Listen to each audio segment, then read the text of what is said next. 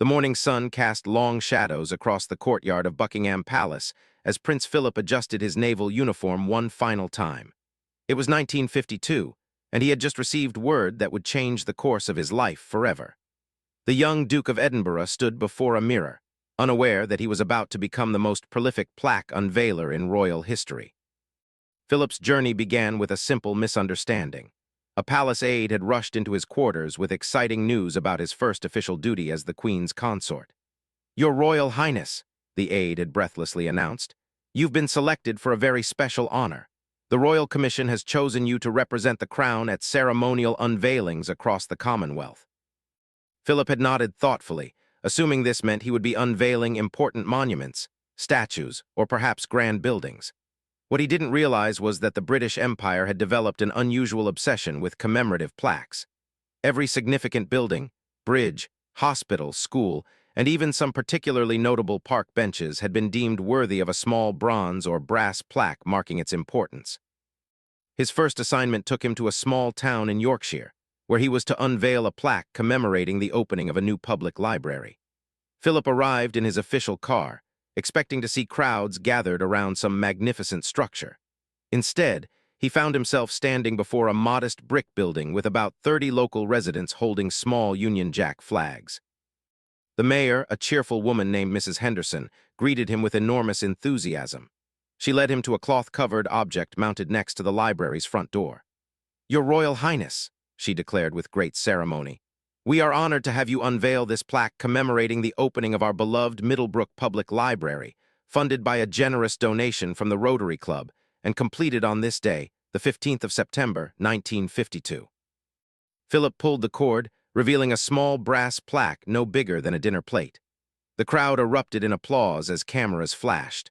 The local newspaper photographer captured the moment for posterity, and Philip found himself genuinely moved by the community's pride in their achievement. What surprised him most was how much the ceremony meant to the local residents. Children pressed forward to shake his hand. Elderly residents spoke of their excitement at meeting royalty, and several people mentioned they had traveled from neighboring villages just to witness the occasion. The librarian, Miss Thompson, gave him a personal tour of the facility, explaining how the new building would serve as a center of learning for generations to come. After the ceremony, Philip was invited to tea with the local dignitaries. As he sat in the library's reading room, surrounded by books and the warm chatter of the townspeople, he realized something important. These plaques weren't just pieces of metal mounted on walls. They represented dreams fulfilled, communities coming together, and moments of civic pride that would be remembered for decades. The mayor presented him with a small gift, a miniature replica of the plaque he had just unveiled. "So you'll always remember your first visit to Middlebrook," she said with a warm smile.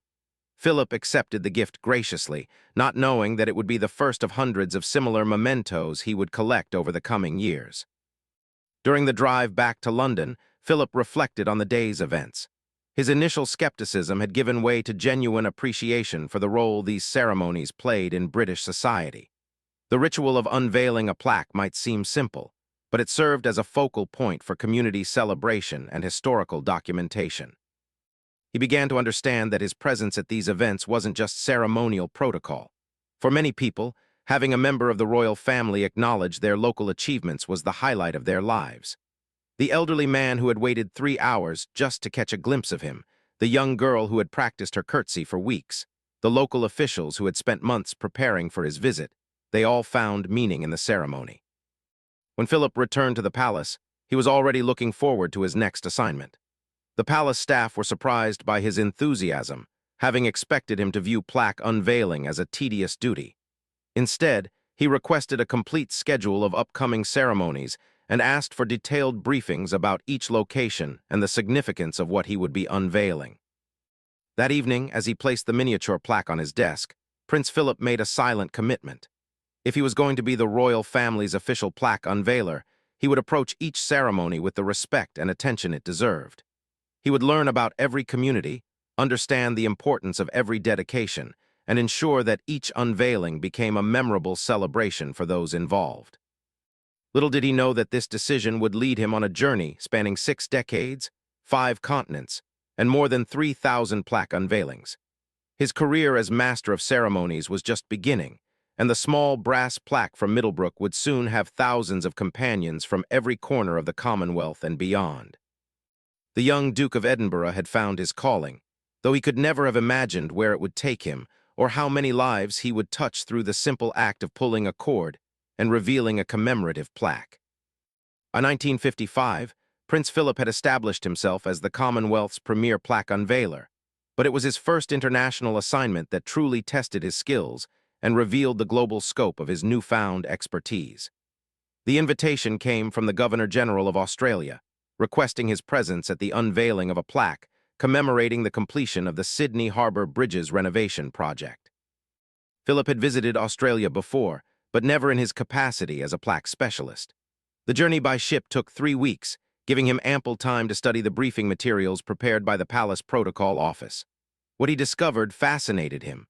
Australia had developed its own unique plaque culture, with bronze commemoratives marking everything from war memorials to the spots where famous explorers had first set foot on the continent. Upon arriving in Sydney, Philip was greeted by crowds that dwarfed anything he had experienced in Britain. The Australian press had picked up on his growing reputation as a dedicated ceremony participant, and newspapers across the country had been running stories about the Royal Plaque Master, coming to unveil their most important commemorative marker of the year. The ceremony was scheduled for a Tuesday morning, with the plaque mounted on the bridge's southern pylon. As Philip was driven across the harbor, he could see thousands of people gathering on both sides of the water. Boats filled the harbor, their passengers hopping to catch a glimpse of the proceedings. Radio stations were providing live coverage, and for the first time, television cameras would capture one of his unveiling ceremonies. The plaque itself was impressive, a large bronze tablet featuring an intricate design depicting the bridge's construction and the workers who had built it. The ceremony began with speeches from local officials, but Philip noticed something different about this event. The Australians had turned the plaque unveiling into a full festival, complete with brass bands, folk dancers, and food stalls selling traditional Australian fare. When his moment came, Philip approached the veiled plaque with the confidence that came from 3 years of experience. He had developed his own style by now, a firm grip on the unveiling cord, a pause for dramatic effect, and a smooth pull that revealed the plaque without any awkward fumbling with the covering cloth. The crowd's reaction was thunderous. As the plaque was revealed, ships in the harbor sounded their horns, the brass bands played "God Save the Queen," and thousands of people cheered. Philip realized that this wasn't just about commemorating a bridge renovation. It was about celebrating Australia's connection to the Crown and their pride in their own achievements. After the ceremony, Philip was taken on a tour of the bridge's interior, where he met some of the workers who had participated in the renovation project. One elderly man, Tom Richardson, had actually worked on the bridge's original construction in the 1930s and had returned to help with the recent improvements. "Your Highness," Tom said, removing his hat, "I never thought I'd live to see the day when royalty would come to honor our work. This plaque means more to us than you might realize. It says that what we do matters, that our craftsmanship is worthy of recognition." Philip was moved by Tom's words and spent considerable time discussing the technical aspects of the bridge construction. He asked detailed questions about the renovation process and showed genuine interest in the engineering challenges the workers had faced. The Australian press noted his engagement, and headlines the next day praised his authentic interest in the people behind the projects he was commemorating. The Australian trip established several precedents that would define Philip's international plaque unveiling career. First, he realized that each country had its own ceremonial traditions that needed to be respected and incorporated into the proceedings. Second, he understood that his role extended far beyond the simple act of unveiling. He was expected to engage with the local community and show genuine interest in their achievements. Most importantly, the Australian experience taught him about the power of media coverage in amplifying the impact of these ceremonies. The television broadcast of the Sydney Harbour Bridge plaque unveiling was seen by millions of Australians, many of whom had never witnessed a royal ceremony before. Letters poured into Government House from across the country, with people sharing their own stories of local achievements they hoped might one day be worthy of a royal plaque unveiling. Philip's success in Australia led to a flood of invitations from other Commonwealth nations. New Zealand requested his presence at the unveiling of a plaque commemorating the completion of their new hydroelectric dam. Canada wanted him to dedicate a marker for the opening of the St. Lawrence Seaway. South Africa extended an invitation to unveil a plaque marking the establishment of a new university. Back in London, the Palace Protocol Office struggled to accommodate all the requests. Philip's private secretary, Commander Michael Parker, established a new filing system specifically for plaque unveiling invitations, organizing them by country, type of commemoration, and level of significance. Philip himself took an increasingly hands-on approach to selecting his assignments. He would review each invitation personally, considering factors such as the historical importance of what was being commemorated, the size of the community involved, and the potential for positive diplomatic impact. He also began requesting more detailed information about each ceremony, wanting to understand not just what he would be unveiling, but why it mattered to the local population. The Australian experience had shown him that plaque unveiling could be a powerful tool for strengthening connections between the Crown and the Commonwealth nations. Each ceremony was an opportunity to demonstrate royal interest in local achievements and to celebrate the accomplishments of ordinary people doing extraordinary things. As 1955 drew to a close, Philip had already scheduled plaque unveiling ceremonies in 8 different countries for the following year. His reputation was spreading beyond the Commonwealth, with European nations beginning to extend invitations for similar ceremonial roles. The young man who had started his career unveiling a simple library plaque in Yorkshire was rapidly becoming an international symbol of dedication to community recognition and civic celebration. The miniature plaque collection on his desk had grown to include specimens from across Australia, each one representing a community that had been honored by his presence and a ceremony that had brought people together in celebration of their shared achievements. The 1960s brought unexpected challenges to Prince Philip's plaque unveiling career, testing both his diplomatic skills and his ability to adapt to changing times. The decade began with what palace historians would later call the Great Plaque Crisis of 1962, an incident that nearly ended his international ceremonial career before transforming him into a true master of his craft. The trouble started in a small Canadian town called Moose Creek, where Philip had been invited to unveil a plaque commemorating the establishment of the first French-Canadian cultural center in the region. What seemed like a straightforward ceremony became complicated when local politics entered the picture. The town was divided between English-speaking and French-speaking residents, each group claiming the right to organize the unveiling ceremony according to their own traditions. Philip arrived to find 2 separate ceremonies planned for the same plaque. The English-speaking committee had arranged for a traditional British-style unveiling with military honors and God Save the Queen. The French-speaking committee had prepared a celebration featuring traditional Quebec folk music and speeches in French. Both groups insisted that their approach was the only appropriate way to honor the cultural center. Standing before the covered plaque, with 2 hostile groups of organizers glaring at each other, Philip realized he needed to think quickly. The local mayor, caught between the competing factions, looked helplessly at the Duke, clearly expecting him to choose sides. The gathered crowd sensed the tension, and several reporters were taking notes, ready to document what appeared to be a diplomatic disaster in the making. Philip surprised everyone by stepping forward and addressing the crowd in both languages. His French was far from perfect, but his effort to communicate with both communities in their preferred language immediately diffused much of the tension. He announced that he would unveil the plaque twice, once with English ceremony and once with French celebration, because the cultural center itself represented the beautiful diversity of Canadian heritage. The first unveiling followed British protocol, with Philip pulling the cord while a military band played the royal anthem. He then ceremoniously covered the plaque again, much to the confusion of the photographers, before conducting a second unveiling accompanied by Quebec folk songs and French-language speeches about cultural preservation. The dual ceremony was a remarkable success. Both communities felt honored and respected, and the story of Philip's creative solution spread throughout Canada and beyond.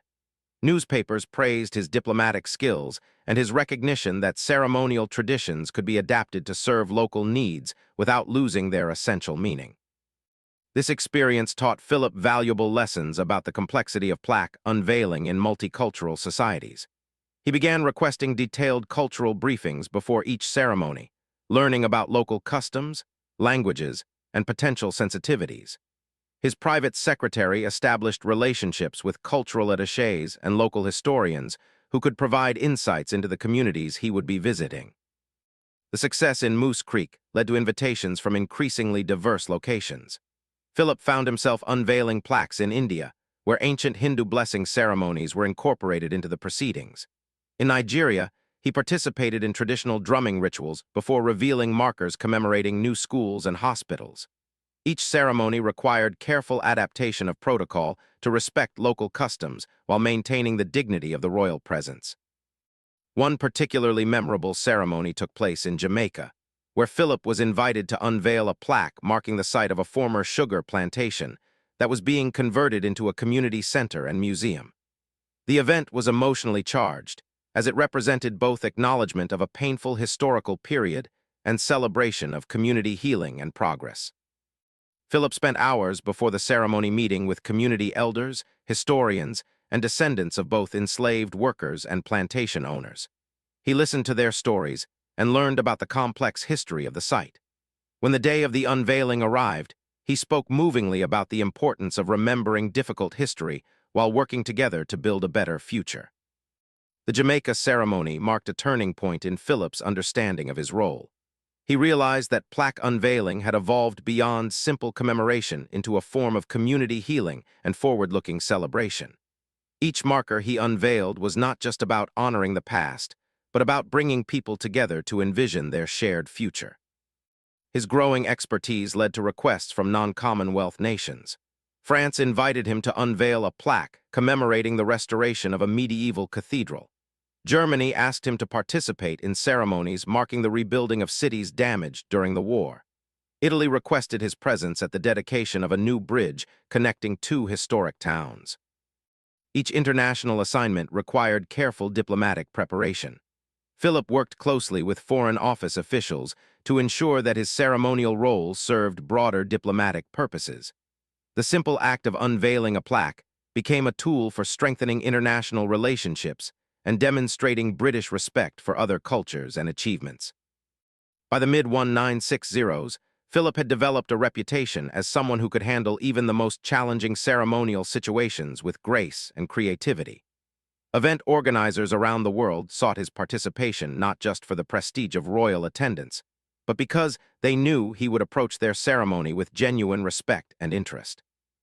His collection of miniature plaques had expanded to fill an entire display case, with specimens from dozens of countries representing an incredible diversity of human achievement. Each small replica told a story of community pride, international friendship, and the universal human desire to mark significant moments with lasting commemoration. The decade also saw Philip begin to influence plaque design itself.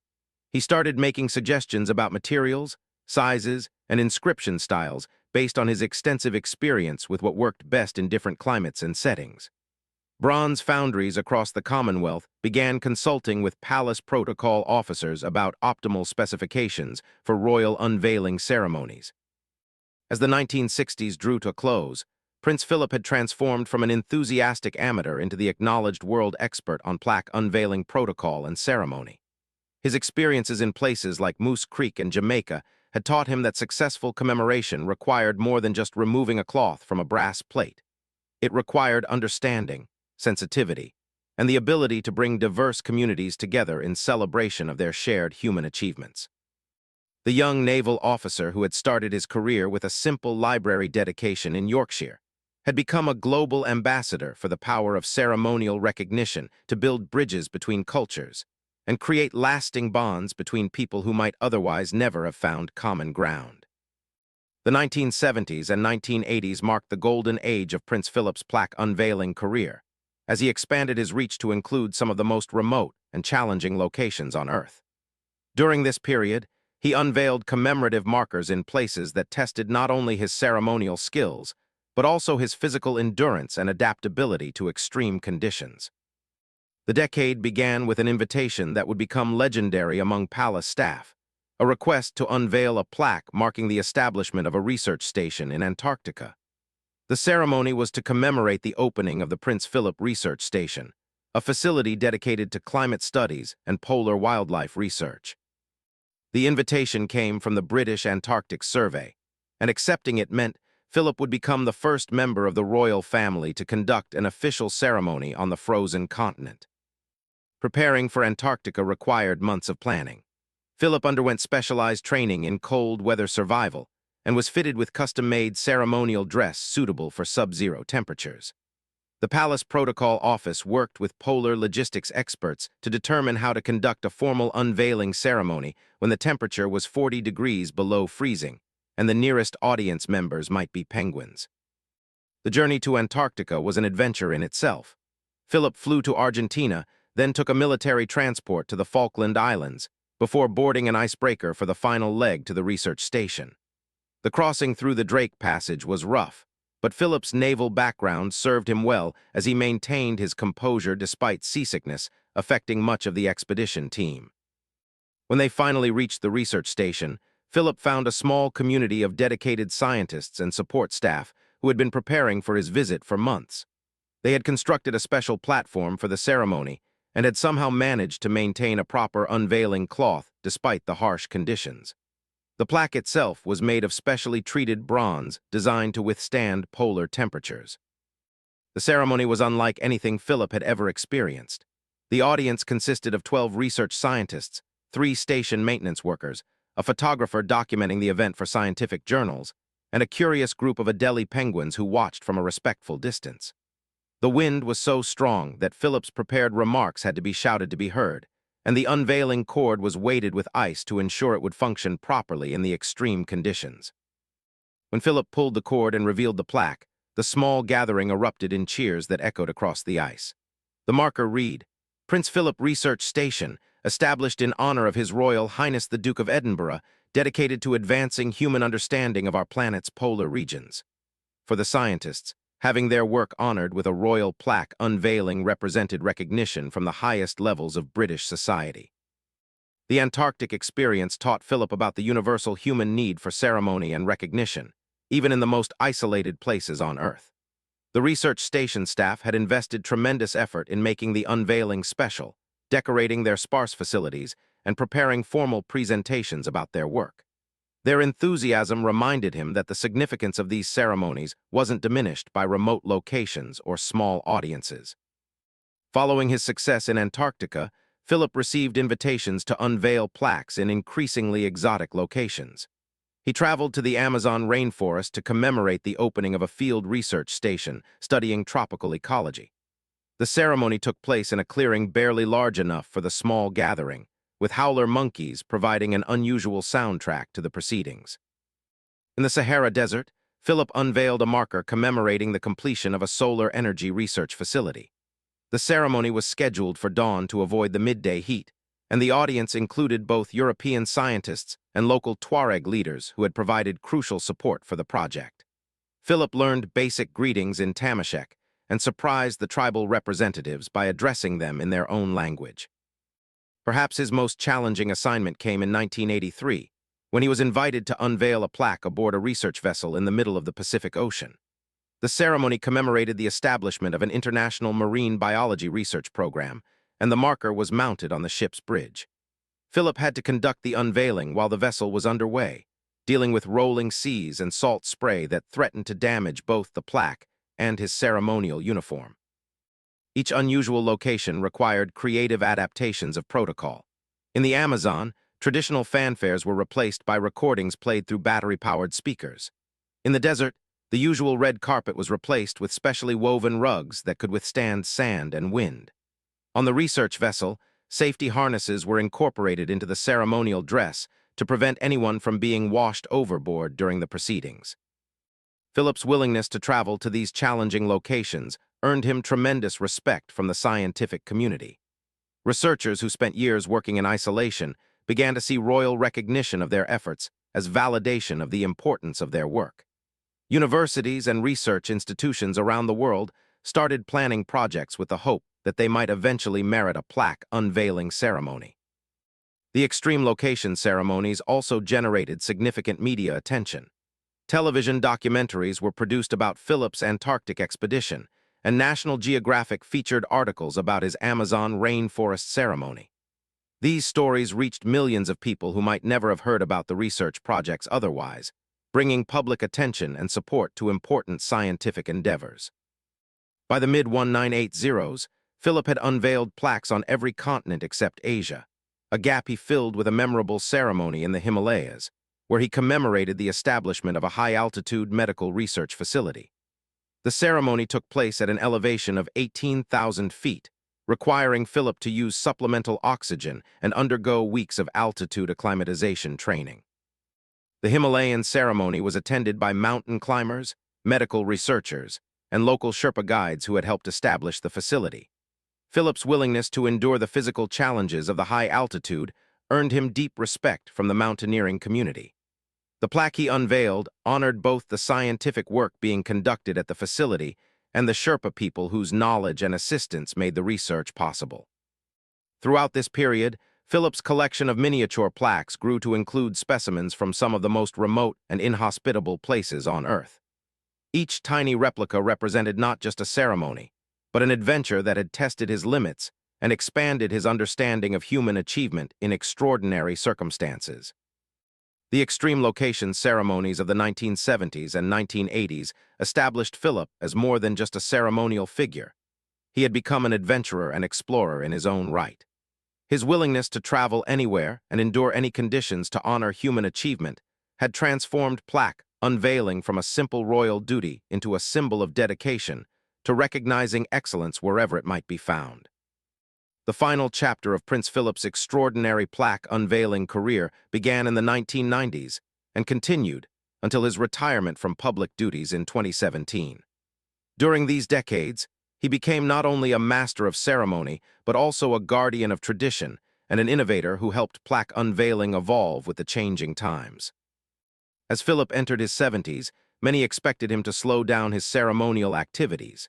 Instead, he embarked on what palace staff privately called his Grand Tour, an ambitious project to unveil significant plaques in locations he had never visited and to return to some of his most memorable early ceremonies for anniversary celebrations. The tour began with a return visit to Middlebrook, the small Yorkshire town where he had unveiled his very first plaque in 1952. The library was celebrating its 40th anniversary, and the community had requested Philip's presence for a special commemorative ceremony. When he arrived, he was amazed to discover that the original librarian, Miss Thompson, now in her 80s, was still working at the facility. The anniversary ceremony was deeply moving. 3 generations of families who had attended the original unveiling were present, with grandparents pointing out to their grandchildren the exact spot where they had first met royalty. Philip was presented with a bound volume containing 4 decades of newspaper clippings, photographs, and personal memories from community members about the impact of that first ceremony. During his speech, Philip reflected on how much the world had changed since 1952, but noted that the fundamental human need for community celebration and recognition remained constant. He announced that he was establishing a special fund to support library programs in honor of the 40th anniversary, demonstrating that his commitment to the communities he had visited extended far beyond the ceremonies themselves. The success of the Middlebrook anniversary led to invitations to return to other significant locations from his career. In Australia, he participated in a golden anniversary ceremony for the Sydney Harbour Bridge plaque, attracting an even larger crowd than the original event. The ceremony was broadcast live across Australia and featured interviews with people who had attended both the original unveiling and the anniversary celebration. One of Philip's most ambitious projects during this period was the creation of a comprehensive archive documenting his plaque unveiling career. Working with historians and archivists, he established a collection that included photographs, ceremonial programs, correspondence, and detailed records of every ceremony he had conducted. The archive became a unique resource for studying changes in British society, international relations, and community values over more than 60 years. The archive project revealed the remarkable scope of Philip's impact. He had unveiled plaques in 93 countries, attended ceremonies in more than 2,000 cities and towns, and directly interacted with an estimated 1 million people during unveiling events. The subjects commemorated by his plaques included everything from major infrastructure projects and scientific discoveries to small community achievements and individual acts of heroism. As the new millennium approached, Philip adapted his ceremonial role to incorporate new technologies. The first plaque unveiling to be broadcast live on the internet took place in 2001, when he commemorated the opening of a technology center in Scotland. The ceremony was watched by people around the world, including former residents of the local community who had emigrated to other countries. Philip also began incorporating video messages into his ceremonies, allowing him to participate in unveilings even when he couldn't travel to remote locations. For a ceremony marking the establishment of a medical clinic in a conflict zone, Philip recorded a message that was played during the unveiling conducted by a local representative. This innovation allowed him to maintain his involvement in important ceremonies while acknowledging the practical limitations of his advancing age. One of his most poignant ceremonies took place in 2012, when he unveiled a plaque commemorating the Diamond Jubilee of Queen Elizabeth's reign.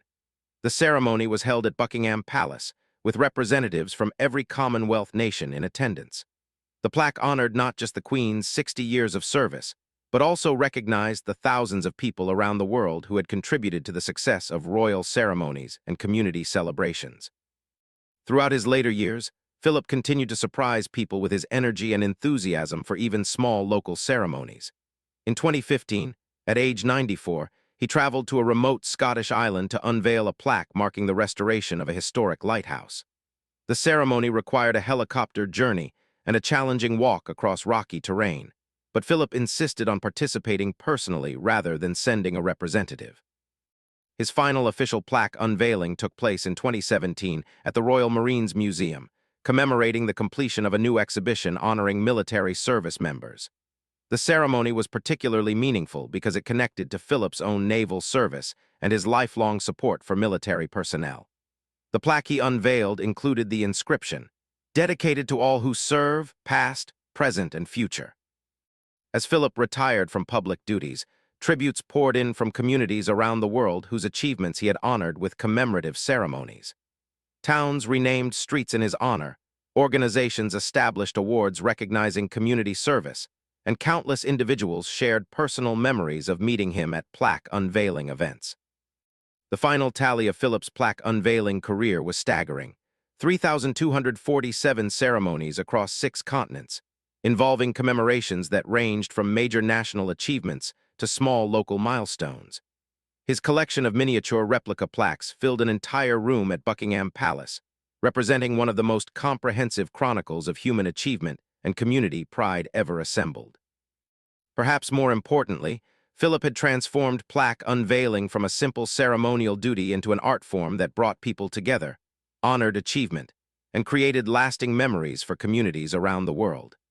His approach had influenced a generation of ceremonial protocols and had demonstrated the power of consistent, respectful attention to commemorating human accomplishment.